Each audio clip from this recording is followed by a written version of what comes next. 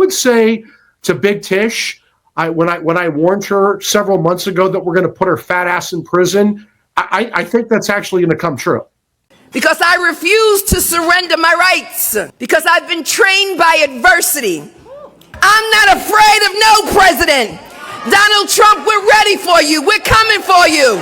Letitia James, we will hold you accountable. You're next. Get ready. It's over. It ends, and we're coming after you. So one thing I wanted to show everybody here is some of the work Sam's been doing. And he's been doing a forensic audit on the New York State Attorney General, who, I pointed out she was hanging out with known criminals and felons at this nightclub in the Bronx, Concha Frito, and she shouldn't even be doing that. But she's looking into her financials. Sam has found a property in Norfolk, Virginia in 2020 for about $137,000, which was financed by a $109,600 loan from OVM. Normal. The mortgage was coded as a second home. However, on her financial disclosures to New York State, she lists it as an investment property. Red flag number one.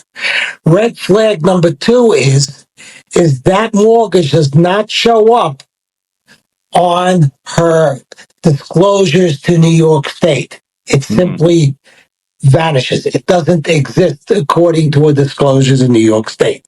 Now, 3 years later, in 2023, she encumbers the property with two more mortgages. These mortgages total between $250,000 to $400,000.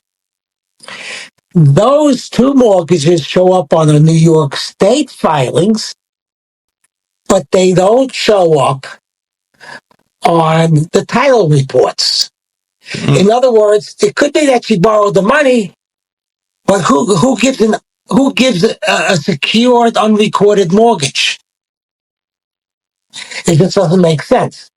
The next red flag is this: when you take the totality of the mortgages, the original $109,000 mortgage, the other two mortgage, because she discloses ranges, she doesn't disclose specific amounts, between $250,000 and $400,000, you have $350,000 to $500,000 in mortgages on the property. However, you compare it to her stated value, which is 100 to 150, and you say to yourself, who the hell is lending money more than twice the value of the property? Now, I don't have subpoena power. Forensic accounting, when you lack subpoena power, is to look at their statements, kind of like when you were a cop.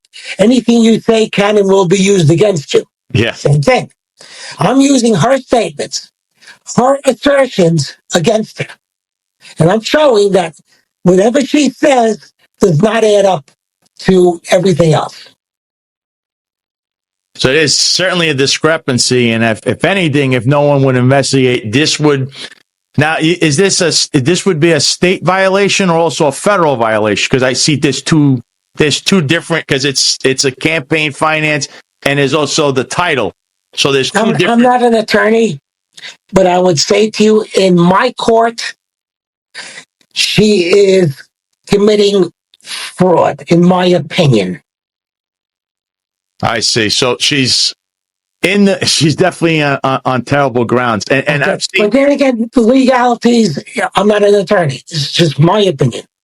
And also now leading up to this, you also discovered other things, correct? There was other things that you found, any other discrepancies with her?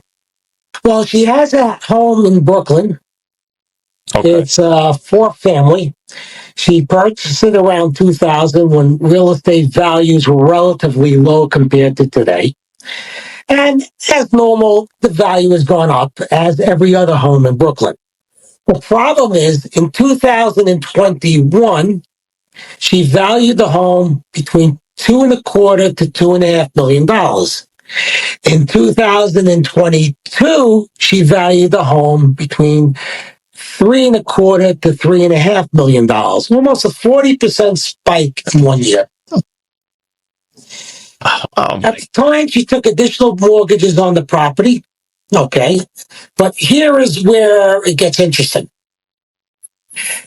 During that period, where she claims, again, her own financial assertions, that the value of the property rose approximately 40%. New York City valued her property by 7% lower during the same period. Now, New York City is like the mafia when it comes to collecting money. They don't leave no stone unturned. They'll dig up your grave and pull out the gold fillings out of your teeth from your corpse. That's the way they are.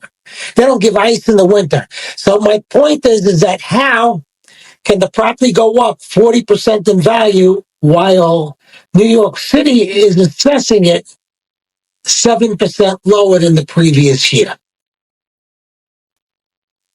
Sam, you not only raise a good question, it also, I want to point out, as the Attorney General, she can't investigate herself because clearly this sounds like something that the state would have to look into.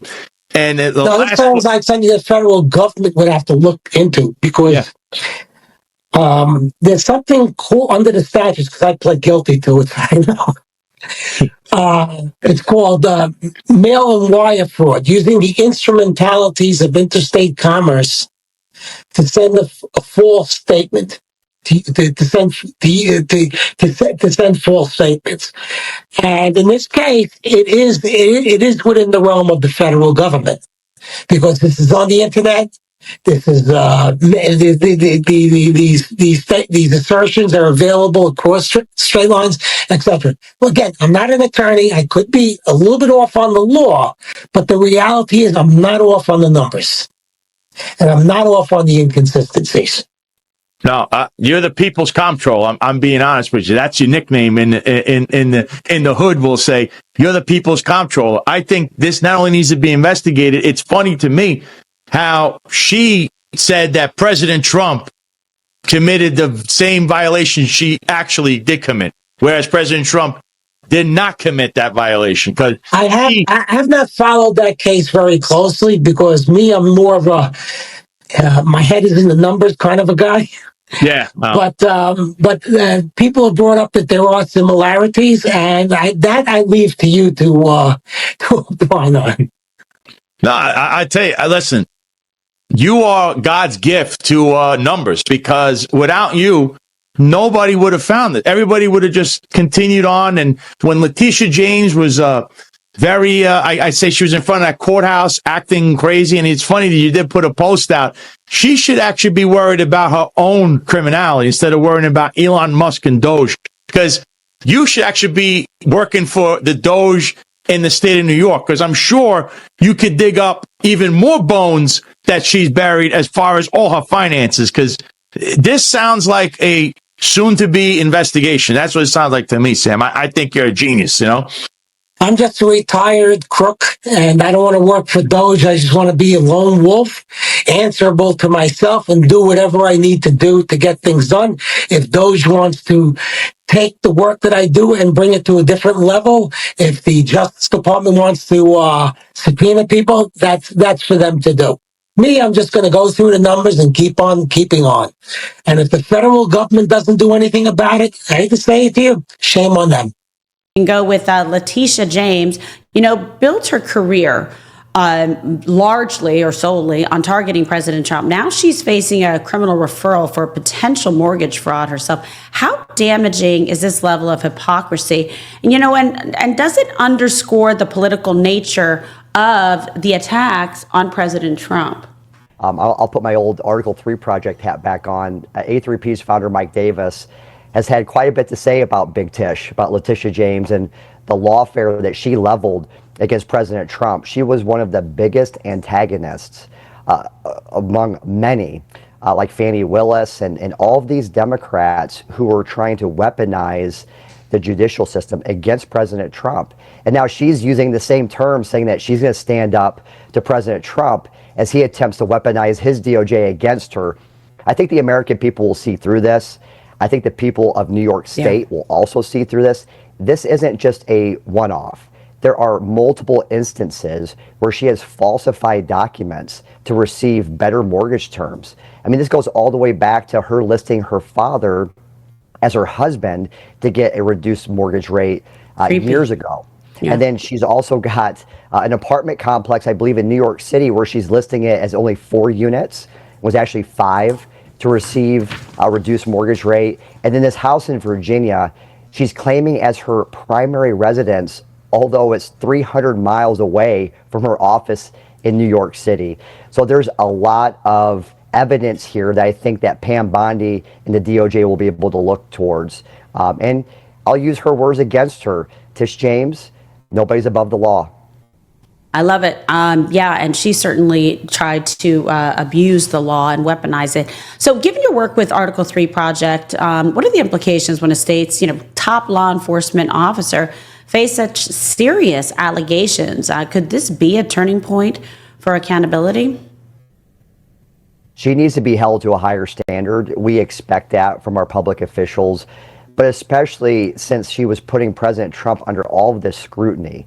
I don't think the people of New York can trust her, but unfortunately, it's the state of New York. So we'll see if there's actual political ramifications. I think the mayor of New York City kind of said, hey, let's see how this plays out. I believe that the governor has her back, but this whole idea that it's her against President Trump just isn't going to stand up through scrutiny. It's her falsifying documents. So we'll have to see how this plays out, but it looks pretty damning to me. That's all for today. Thank you. If you want global news to keep you up to date on any new developments, please subscribe our channel and forward our content with your friends on social media and email. Thank you very much for keep supporting me. Stay safe. Be blessed. Namaste.